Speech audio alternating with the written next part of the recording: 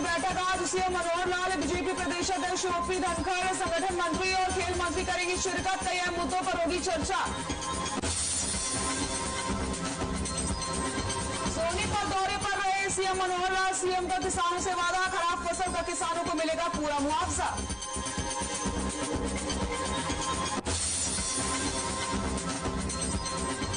पूर्व मुख्यमंत्री ओम प्रकाश चौटाला का बड़ा बयान, कहा किसान कहेंगे तो अभय चौटाला फिर दे सकते हैं इस्तीफा। महंगाई के मुद्दे पर भी सरकार को घेरा।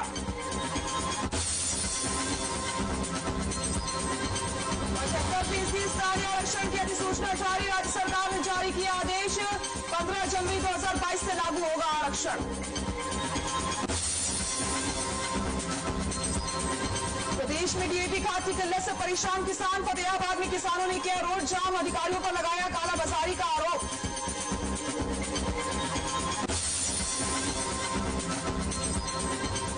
और पलवल में अगवा कर नाबालिग के साथ दुष्कर्म, आरोपी ने मां बेटी को दी जान से मारने की धमकी, पुलिस आरोपी की तलाश में जुटी।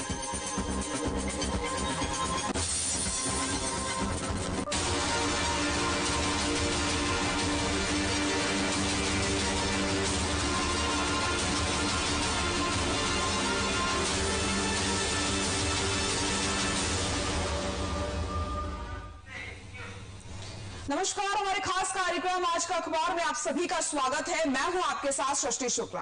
आज के अखबार में आज हम आपको बताएंगे उन तमाम बड़ी खबरों के बारे में जिनको अखबारों के पन्नों पर जगह मिली है। साथ ही विश्लेषण करेंगे अखबारों में छपी उन खबरों का जो आपकी भागती दौड़ती और थमी हुई दुनिया में आपके लिए बेहद जरूरी है और जिन खबरों का सरोकार आपसे जुड़ा हुआ है और आपकी काम की वो खबरें हैं। तो चलिए शुरुआत करते हैं और आपको दिखाते हैं आज के तमाम अखबार और साथ ही साथ आपको हम इन अखबारों में जो सुर्खियां छपी हुई है उन्हें दिखाएंगे, उन खबरों का विश्लेषण करेंगे। ये खास कार्यक्रम सिर्फ हम आपके लिए लेके आते हैं ताकि आपको हर खबर के बारे में जानकारी हो जाए। आप काम करते करते भी हर एक खबर के बारे में जानकारी ले ले। विस्तार से हम उन खबरों पर चर्चा करेंगे।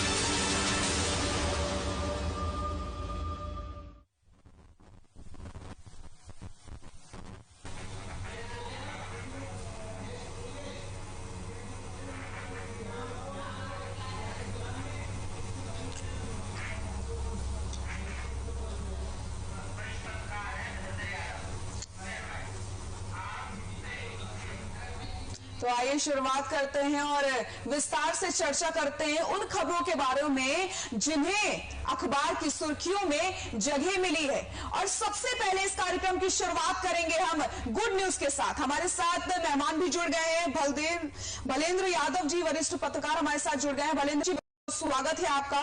सबसे पहले हम चर्चा करते हैं आज की गुड न्यूज की। जी हाँ, 75% आरक्षण हरियाणा की नौकरियों में मिलने जा रहा है। अच्छी खबर है ये। हरियाणा की नौकरियों में मिलने जा रहा है। अच्छी खबर है।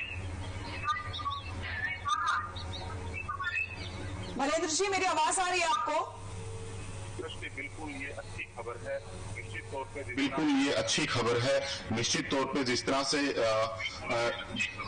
पार्टी के जो सुप्रीमो हैं उनकी तरफ से रखा गया था, जेजेपी पार्टी फिर ने अपनी मैनिफेस्टो में भी रखा था कहीं ना कहीं कि हरियाणा के लोगों को हरियाणा के अंदर जिस तरह रोजगार मिलेगा उसमें 75% का आरक्षण दिया जाएगा और वो कहीं ना कहीं कारगर भी साबित हो रहा है हरियाणा के लोगों के लिए। ये अच्छी बात है जी सृष्टि। बिल्कुल है। तो ये तो बात थी पहली खबर की। आज के अखबार में इस खबर को सुर्खियों में जगह मिली है। अब बात कर लेते हैं दूसरी खबर की। ये भी से कल मुख्यमंत्री मनोहर लाल सोनीपत पहुंचते हैं और उन्होंने किसानों से वादा किया है कि उन्हें उचित मुआवजा मिलेगा अगर उनकी फसल खराब हुई है।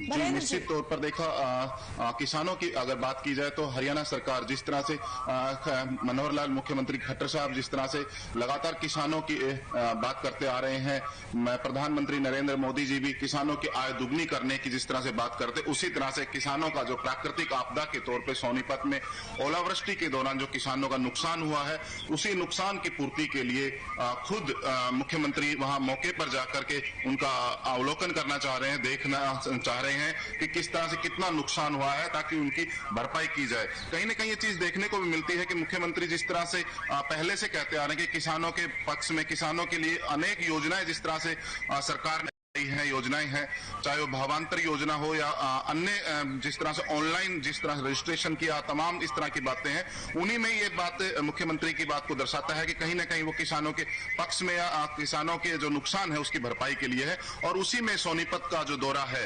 मुख्यमंत्री जी जिस तरह से देख रहे हैं कि किसानों के लिए जो ओलावृष्टि से प्राकृतिक आपदा के तौर पर जो नुकसान हुआ है उनका अवलोकन करके जल्द से जल्द उनका किसानों का नुकसान की भरपाई की जाए। जी सृष्टि। बिल्कुल भलेंद्र जी, बिल्कुल सही कहा आपने। तो कहीं ना कहीं किसानों के लिए राहत वाली बात है। लगातार किसान परेशान हो रहे थे कि आखिरकार और खबर उनकी जो फसलें हैं वो खराब हो गई हैं ओलावृष्टि के कारण, अब वो क्या करें। तो अब यहाँ पर मुख्यमंत्री ने उन्हें एक राहत दे दी है। तो हमने अपने कार्यक्रम की शुरुआत गुड न्यूज से की है। वो बात कर लेते हैं तीसरी खबर के बारे में, जिससे आज अखबार की सुर्खी में जगह मिली है। बीजेपी राष्ट्रीय कार्यकारिणी की आज बैठक होने वाली है, किस नजर से देखते हैं इसे आप? जी, निश्चित तौर पे देखा कि जिस तरह से आज बैठक है तो उसमें कहीं ना कहीं जान फूंकने वाली बात होगी बीजेपी के अंदर कि जिस तरह से नेता हैं बीजेपी के, क्योंकि आने वाले उस समय में, कुछ समय बाद में जिस तरह से देश के अन्य जिलों में, खासतौर देश के अन्य राज्यों में जिस तरह से इलेक्शन होने हैं, खासतौर पे गुजरात भी है, तो उनको लेकर के जिस तरह से प्रधानमंत्री जी भी मीटिंग कर रहे हैं अब यहाँ आने वाले समय में, जिस तरह से उसमें जान फूंकने की बात कर रहे हैं, बीजेपी को एकजुटता का जो पाठ पढ़ाया जा रहा है, खासतौर पर कहीं न कहीं पार्टी को मजबूती का जो मंत्र दिया जाता है, उसी तरह से मुख्यमंत्री भी ये जो मीटिंग है, और इसमें कहीं न कहीं देखो पार्टी की मीटिंग होती रहती है, पार्टी के अंदर जिस तरह से जान फूंकी जाती, कार्यकर्ताओं में जोश दिया जाता है, नई पार्टी की जो नीतियां हैं उनको अपने कार्यकर्ताओं तक पहुंचाया जाता है, ताकि वो अन्य लोगों को, खासतौर पर जो वोटर्स हैं, जो देशवासी हैं, उनके अंदर अपनी कहीं न कहीं बात और सरकार की नीतियां हैं वो पहुंचाई जा सके, और पार्टी की जो पॉलिसी है उनको अपनाया जाता है। उसी कड़ी में ये है, और इससे निश्चित तौर पे कहीं न कहीं बीजेपी को एक मजबूती से बल मिलेगा, और ये एक मील का पत्थर साबित होने वाली मीटिंग। जी वलेंद्र जी, अब बात कर लेते हैं एक और खबर के बारे में। लगातार हम चर्चा कर रहे हैं, अखबारों में जो सुर्खियां छपी हुई हैं उनके बारे में आपको हम जानकारी दे रहे हैं, और हमारा मकसद सिर्फ यही होता है कि आप तक हम सारी खबरें पहुंचा पाए। खबरों का सफर हमारे साथ कभी नहीं थमेगा, लगातार जारी है। बात कर लेते हैं दूसरी खबर की। रामचंद्र जागरण पर जो हमला हुआ उसको लेकर के जो स्थिति है वो लगातार चिंताजनक होती चली जा रही है। मामला लगातार तूल पकड़ता जा रहा है। अब किसान और जांगड़ा महासभा आमने सामने हो गई है। भलेंद्र जी,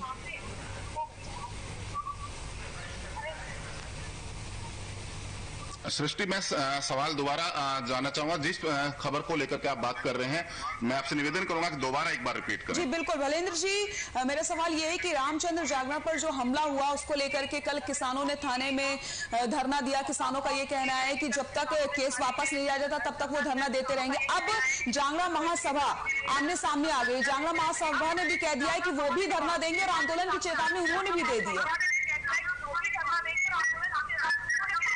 जी, निश्चित तौर पर देखो जो बीजेपी के जो वरिष्ठ नेता हैं जिनके ऊपर जो हमला हुआ है, उनकी गाड़ी के शीशे तोड़े गए हैं, जिस तरह से उनके गनमैन और ड्राइवर को भी हल्की चोटें आने की जो बात हुई है, तो कहीं ना कहीं देखो ये बात एक गलत है, ये नीति गलत है।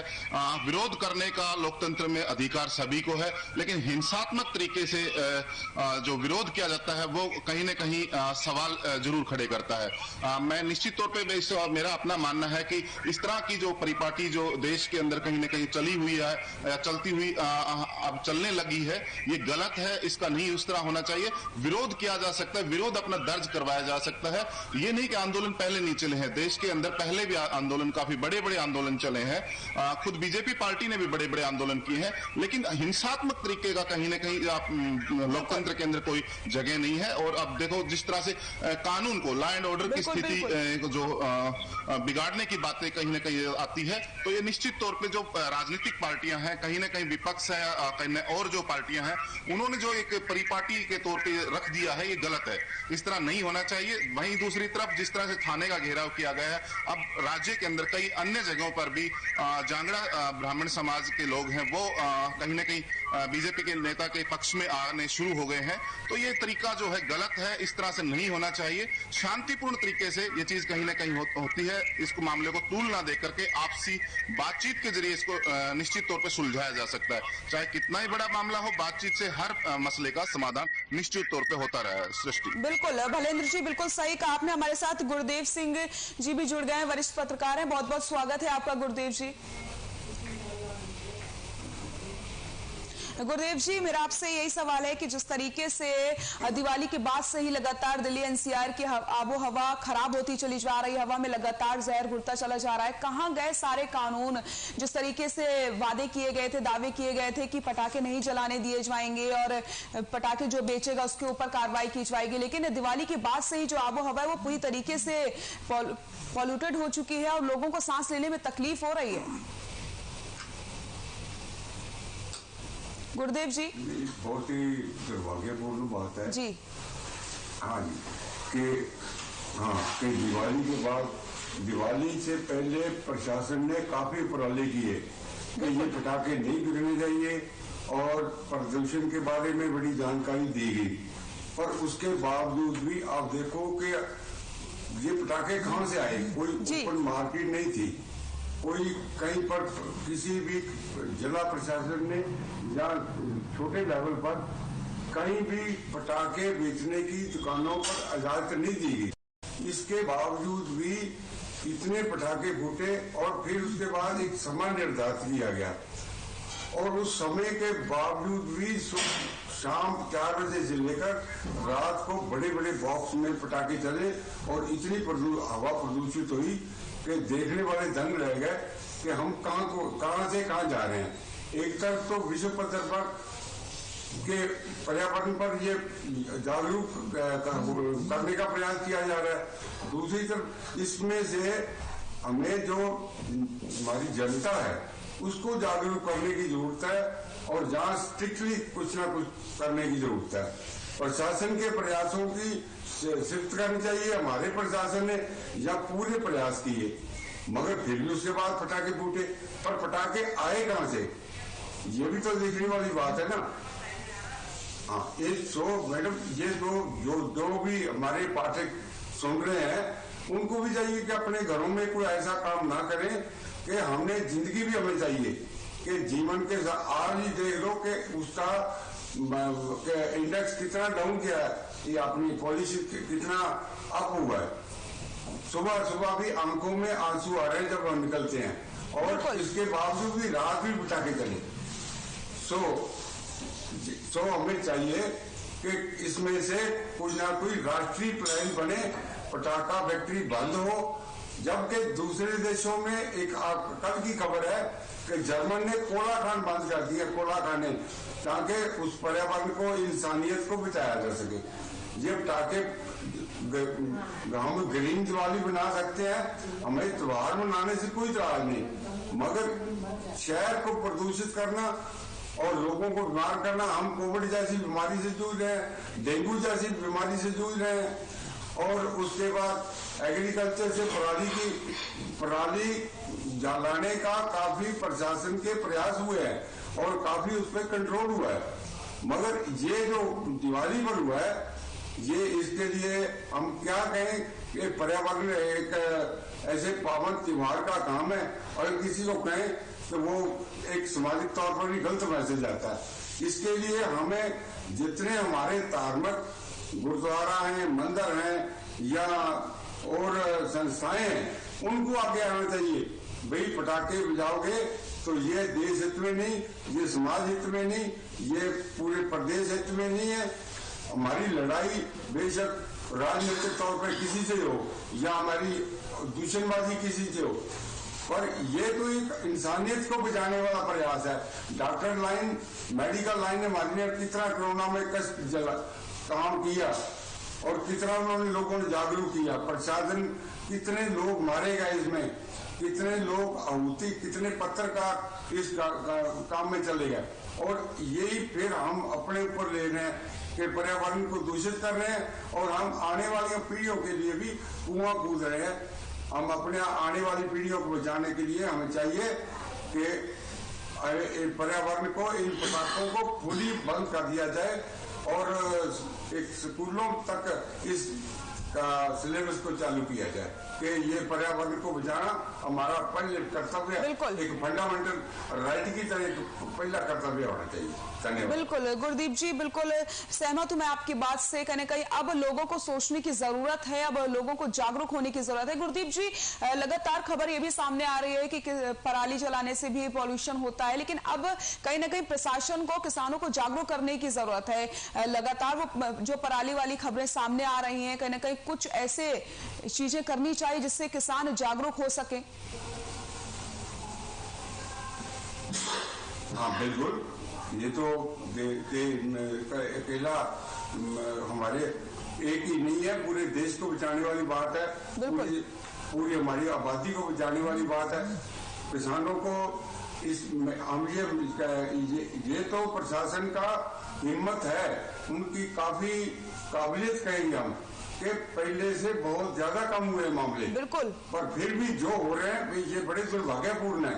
इसके लिए हमें और भी सक्रिय होना पड़ेगा कि ये जो पर्यावरण दूषित होता है और पराली के धुएं से दूषित होता है, वो अकेला वहीं पर ही नहीं, वो उसका फैलाव दूर तक होने से काफी नुकसान होता है हमारे सेहत का, और फेफड़ों पर असर पड़ता है, बॉडी पर असर पड़ता है, बीमारियां फैलती हैं और फिर हमें डॉक्टरों के पास जाना पड़ता है। और आज का इतना मेडिकल महंगा है कि एक आम आदमी को इलाज कराना बड़ा कठिन है। एक थोड़े से दूषणबाजी से, प्रदूषित करने से कितने लोग, कितने परिवार इफेक्ट होते हैं, कितने लोगों को इस पीड़ा से निकलना पड़ता है। इस महंगाई में आज मेडिकल लाइन कितनी महंगी है और जो आम आदमी पे नहीं कर पाता। अगर हम उनको समझ प्रदूषण जो है ना, जो एटमॉस्फेयर उनको अच्छा दें, तो एक खान पान और एक अच्छा एटमॉस्फेयर क्रिएट कर दें, तो हमें डॉक्टरी लाइन से काफी बचाव हो सकता है, हमारी सेहत अच्छी हो सकती है, हमारी आने वाली पीढ़ियां अच्छी हो सकती हैं। वो ना हो के एक वन टू वन, ये हमारा जैसे शुगर की बीमारी होती है तो कहे भी आपके खानदान में किसी को बीमारी थी, वो ना हो के हमारे आने वाली पीढ़ियां को ये सवाल किया जाए कि उस टाइम में आपके माँ बाप किस दिशा में रहते थे। प्रदूषण जो हमारी आने वाली पीढ़ियों को बचाने के लिए हमें चाहिए कि इस बीमारी से दूर रहें और हर परिवार को जागरूक करें, बिल्कुल, ताकि वो इस वातावरण को गुरुओं की तरह, पीरों की तरह, मंत्रों की तरह पूजे और उसको बचाए। गुरु नानक साहब का संदेश है, पवन गुरु पानी पिता माता धरत माता। ये सब चीजें महत्वपूर्ण है। आज उन चीजों का असर होना चाहिए और उनको फॉलो करना चाहिए। ये चीज पूरे धार्मिक आगुओं को एक नंबर पर रखनी चाहिए ताकि हम इस बीमारी से बच सकें। धन्यवाद। बिल्कुल गुरदीप जी, बिल्कुल सही कहा आपने। भलन जी, आपके पास आऊंगी। हम लगातार बात कर रहे हैं हवा के बारे में, जिसमें इस समय जहर घुल रहा है और ये सभी के लिए जरूरी है कि वो जागरूक हों और वातावरण के लिए सोचें, पर्यावरण के बारे में सोचें, ताकि हम किसी तरीके से उसको बचा सकें। क्योंकि इस समय लोगों को बहुत ज्यादा तकलीफ हो रही है, सांस लेने में, आंखों में जलन का भी सामना करना पड़ रहा है उन्हें। और एक चिंता वाली बात यह है कि देश के 17 सबसे प्रदूषित शहरों में हरियाणा के 6 शहर शामिल हो गए। भलेंद्र जी, आवाज आ रही है आपको? हाँ, पट्टी का सवाल, पट्टी का सवाल किया आपने। हेलो हेलो, भलेन जी, आपकी आवाज क्लियर नहीं आ रही है, हम आपके पास फिर से आएंगे। उससे पहले हम गुरदीप जी के पास चलते हैं। गुरदीप जी, लगातार हम चर्चा कर रहे हैं पॉल्यूशन के बारे में, हवा में जिस तरीके से जहर घुल रहा है, लेकिन ये चिंता वाली बात है कि देश के सबसे प्रदूषित 17 शहरों में हरियाणा के 6 शहर शामिल हो चुके हैं।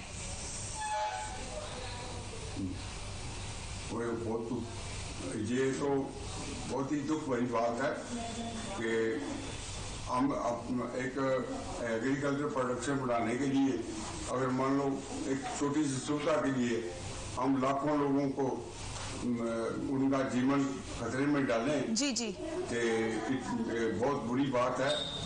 और 6 शहरों का या 16 शहरों का इसमें अंडर प्रेशर में आना, और कितने लाखों करोड़ों लोगों का हमारी जिंदगियां दांव पर लगी हुई हैं, और इनको बचाने के लिए हमें कितना संघर्ष करना पड़ा है।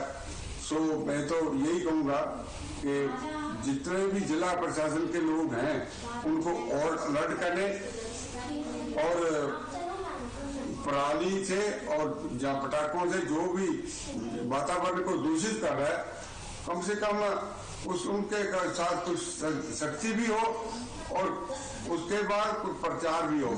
और मैं एक बात भी कहूंगा कि इसमें से ज्यादा महत्वपूर्ण रोल स्कूल और धार्मिक संस्थान, जितने हमारे धर्मगुरु हैं, वो सबसे महत्वपूर्ण। आज भी हमारे समाज में एक मैसेज आता है कि हमारे धर्मगुरु ने ये कहा है, ये काम नहीं करना। अगर मेरा ख्याल है कि अगर वो बीड़ा डाले तो हम इस बीमारी से जल्दी मुक्ति पा सकते हैं।